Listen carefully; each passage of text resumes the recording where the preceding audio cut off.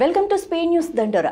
నగరంలోని పేదలు, కూలీలు, ఆటో డ్రైవర్లు, విద్యార్థులు వంటి వర్గాల భోజన భద్రతను మరింత బలోపేతం చేస్తూ సోమవారం క్యాంటీన్లు ప్రారంభమయ్యాయి. మోతీనగర్, ఖైరతాబాద్, మింట్ కాంపౌండ్లో ఏర్పాటు చేసిన క్యాంటీన్లను మంత్రి పొన్నం ప్రభాకర్, మేయర్ గద్వాల్ విజయలక్ష్మి ప్రారంభించారు. భోజనం కేవలం ₹5కే అందించే ఈ ప్రత్యేక పథకం ఇప్పటికే వేలాది మందికి ఆపన్నహస్తంగా నిలుస్తోంది. జీహెచ్ఎంసీ పరిధిలో ప్రస్తుతం 150 క్యాంటీన్లు నడుస్తుండగా రోజుకు సగటున 30,000 మంది లబ్ధి పొందుతున్నారు. ఇప్పటి వరకు 12.3 కోట్ల భోజనాలు పంపిణీ చేయగా 254 కోట్లకు పైగా వెచ్చించారు.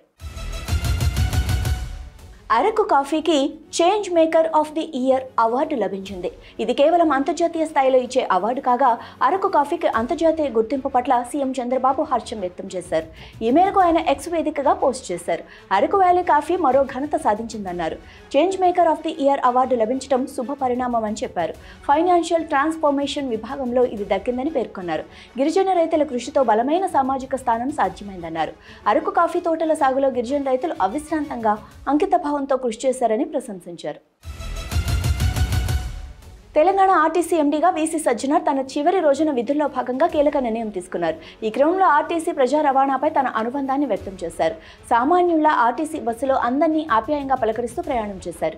ఈ క్రమంలో డిజిటల్ చెల్లింపులను ప్రోత్సహించే విధంగా యూపీఐ పేమెంట్ చేసి టికెట్ తీసుకున్నారు. సాధారణ ప్రయాణికుల లగ్డి కపూర్లోని టెలిఫోన్ భవన్ బస్టాండ్ నుంచి ఆర్టీసీ క్రాస్ రోడ్లోని బస్ భవన్ వరకు సిటీ బస్సులో ప్రయాణిస్తూ ఆర్టీసీలో రవాణా సదుపాయాలపై ఆరా తీశారు. దీనికి సంబంధించిన వీడియో సోషల్ మీడియాలో టీజీఎస్ఆర్టీసీ ట్విట్టర్ వేదికగా షేర్ చేసింది.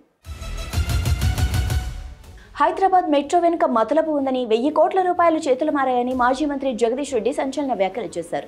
ఓ పథకం ప్రకారమే సీఎం రేవంత్ రెడ్డి ఎల్ఎన్టీపై ఒత్తిడి తెచ్చారని, దీంతో 1000 కోట్ల రూపాయల లాభం పొందారన్నారు.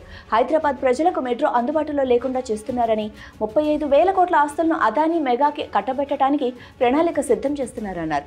మరో 1000 కోట్ల రూపాయల కోసం ప్లాన్ చేస్తున్నారని, రాష్ట్రంలో రియల్ ఎస్టేట్ దందా నడుస్తోందన్నారు.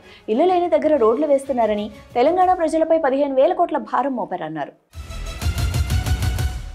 సినిమాల పైరసీ వల్ల నిర్మాతల కష్టం వృధా అవుతోందని, ఈ పరిశ్రమ బాగా ప్రభావానికి గురవుతోందని హైదరాబాద్ సిపిసివి ఆనంద్ వ్యాఖ్యానించారు. పైరసీపై Telugu film chamber of the commerce ఫిర్యాదు మేరకు కేసు నమోదు చేసి దర్యాప్తు చేపట్టామని పేర్కొన్నారు. 4 నెలలు కష్టపడి దర్యాప్తు చేశామని గుర్తు చేశారు. దేశంలో మొదటిసారి పైరసీ చేస్తున్న ఓ గ్యాంగ్ను పట్టుకున్నామని వెల్లడించారు. 2023లో దేశంలో మూవీ ఇండస్ట్రీ 22,400 కోట్ల పైరసీతో నష్టపోయారని చెప్పుకొచ్చారు. 2024లో తెలుగు ఇండస్ట్రీ 3,700 కోట్లు నష్టపోయారని తెలిపారు. ఈ అంశాలన్నీ దృష్టిలో ఉంచుకొని లోతైన దర్యాప్తు చేశామని పేర్కొన్నారు. తెలంగాణ రాష్ట్రంలో కాంగ్రెస్ ప్రభుత్వంపై బీఆర్ఎస్ కార్యనిర్వాహక అధ్యక్షుడు కేటీఆర్ విమర్శలు గుప్పించారు. ముఖ్యమంత్రి రేవంత్ రెడ్డి తీరు రోమ్ నగరం తగలబడుతుంటే పిడేలు వాయించినట్లుగా ఉందని ఎద్దేవా చేశారు. అంతేకాకుండా రాష్ట్రంలోని అన్ని వర్గాలు కాంగ్రెస్ ప్రభుత్వానికి వ్యతిరేకంగా ఉన్నాయని కేటీఆర్ పేర్కొన్నారు. ఉన్న నగరాన్ని ఉద్ధరించే పరిస్థితి లేదని, అయితే ముఖ్యమంత్రి మాత్రం ఫ్యూచర్ సిటీ కడతామంటున్నారని విమర్శించారు. ఏ ఎన్నికలు వచ్చినా కాంగ్రెస్కి బుద్ధి చెప్పాలని ఆయన ప్రజలకు పిలుపునిచ్చారు. రాబోయే స్థానిక సంస్థల ఎన్నికలను ఎదుర్కొనేందుకు తమ పార్టీ సిద్ధంగా ఉందని కేటీఆర్ తెలిపారు. బీసీలకు 42% రిజర్వేషన్లు అమలు చేస్తే ఎవరికీ అన్యాయం జరగదని రాష్ట్ర బీసీ సంక్షేమ శాఖ మంత్రి పొన్నం ప్రభాకర్ అన్నారు. తెలంగాణ ప్రజాపాలన ప్రభుత్వం ఇచ్చిన మాట ప్రకారం ప్రజల అభిప్రాయానికి అనుగుణంగా తెలంగాణలో కుల సర్వే నిర్వహించి డెడికేటెడ్ కమిషన్ సబ్ కమిటీ వేసి కేబినెట్లో చర్చించి శాసనసభలో అన్ని రాజకీయ పార్టీల మద్దతుతో ఆమోదం పొంది గవర్నర్ ఆమోదం తర్వాత రాష్ట్రపతికి పంపడం జరిగిందన్నారు. రాష్ట్రపతి ఆమోదం తెలపాలని దేశం మొత్తం ఎంపీలతో కలిసి ఢిల్లీలో కార్యక్రమాలు తీసుకున్నామని, ఎవరూ మా నోటికాడ ముద్ద లాగద్దు అని విజ్ఞప్తి చేస్తున్నామని తెలిపారు. బాబా చైతన్యానంద సరస్వతి కేసులో సంచలన విషయాలు వెలుగులోకి వస్తున్నాయి. ఢిల్లీలోని ఓ ప్రైవేటు సంస్థకు చెందిన 17 మంది విద్యార్థులను వేధించారన్న ఆరోపణలు ఎదుర్కొంటున్న బాబా చైతన్యానంద పోలీసులను తప్పించుకునేందుకు 50 రోజులు పరారీలో ఉండగా ఎట్టకేలకు పోలీసులు అరెస్ట్ చేసిన సంగతి తెలిసిందే.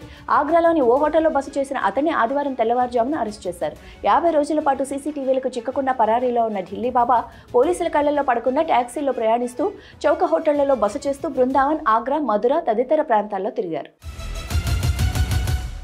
ముఖ్యమంత్రి చంద్రబాబు నాయుడు ఉప ముఖ్యమంత్రి పవన్ కళ్యాణ్ గురించి ఆయన పట్టుదల గురించి వెల్లడించారు. నన్ను అరెస్టు చేసినప్పుడు పవన్ కళ్యాణ్ గారు హైదరాబాద్ నుంచి ఇక్కడికి రావాలంటే ఫ్లైట్ క్యాన్సిల్ చేశారని, ఎంతో పట్టుదలతో నా ఫ్లైట్ క్యాన్సిల్ చేస్తే నేను రాలేనా అని రోడ్డు మార్గం ద్వారా బయలుదేరారన్నారు. అయితే నందిగామ దగ్గర ఆయన ఆపేయగా అక్కడే రోడ్డుపై బైఠాయించారని తెలిపారు. ఆ తర్వాత రోడ్డు మీదనే పడుకుని ధర్నా చేశారని, మామూలుగా సినిమాల్లో ఇలాంటివన్నీ చూస్తూ ఉంటారు, షూటింగుల్లో చేస్తూ ఉంటారు, నిజ జీవితంలో పోరాట యోధుడిగా నిలబడిన వ్యక్తి నా మిత్రుడు పవన్ కళ్యాణ్ అంటూ వెల్లడించారు.